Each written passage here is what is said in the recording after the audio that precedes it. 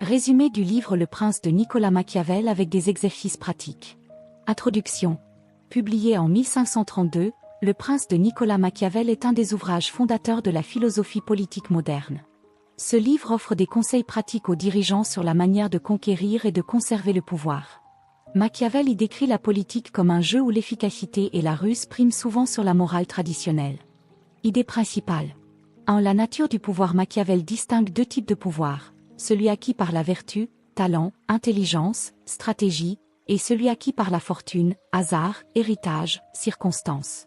Les dirigeants doivent maîtriser les deux pour réussir.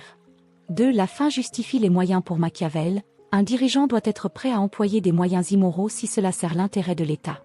Cette maxime controversée illustre une approche pragmatique de la politique.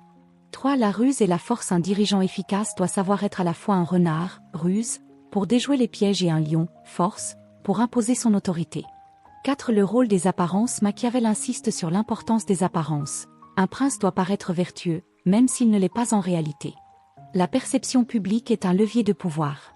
5. Le contrôle des circonstances. Bien que les circonstances, la fortune, jouent un rôle, un bon dirigeant doit prévoir et s'adapter rapidement pour transformer les défis en opportunités. 6. C'est le leadership par la peur ou par l'amour. Machiavel préfère que le prince soit craint plutôt qu'aimé, car la peur est un levier plus fiable pour maintenir le contrôle. Toutefois, il avertit contre la haine, qui peut conduire à la révolte. Exercice pratique de la chaîne YouTube L'Art de réussir. 1. Analysez vos sources de pouvoir. Objectif. Identifiez vos atouts personnels et les opportunités extérieures. Exercice. Faites une liste de vos compétences, virtues et des avantages que vous offre votre environnement, fortune. Réflexion. Comment pouvez-vous optimiser ces ressources pour atteindre vos objectifs? 2. Maîtrisez les apparences. Objectif. Contrôlez la perception des autres. Exercice. Rédigez un énoncé de ce que vous souhaitez que les autres pensent de vous, professionnellement ou personnellement. Travaillez ensuite sur votre posture, vos discours et vos actions pour aligner cette perception avec votre objectif. 3. Révisez vos stratégies, ruses et forces. Objectif. Identifiez comment combiner subtilité et fermeté dans vos projets.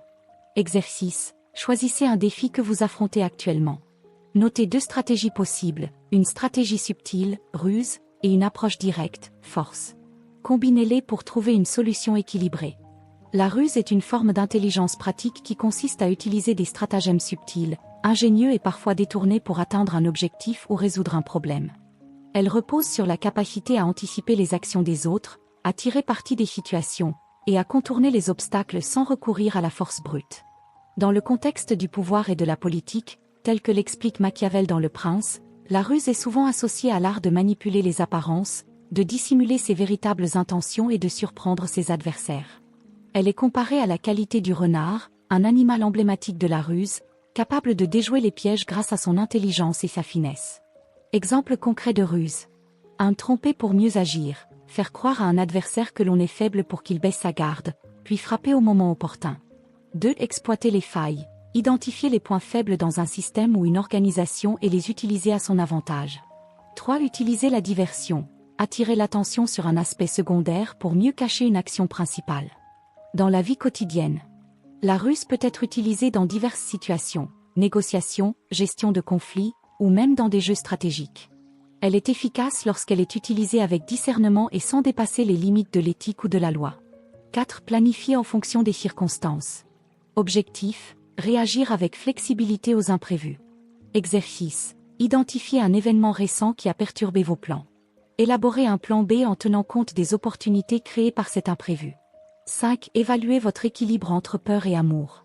Objectif. Renforcer votre leadership. Exercice. Réfléchissez à vos relations actuelles, famille, travail, amis. Est-ce que vous inspirez plus de respect, peur, ou de sympathie, amour? Notez 3 actions pour renforcer un équilibre entre les deux. Conclusion. Le Prince de Machiavel est une œuvre intemporelle qui enseigne comment naviguer dans les complexités du pouvoir et de l'influence.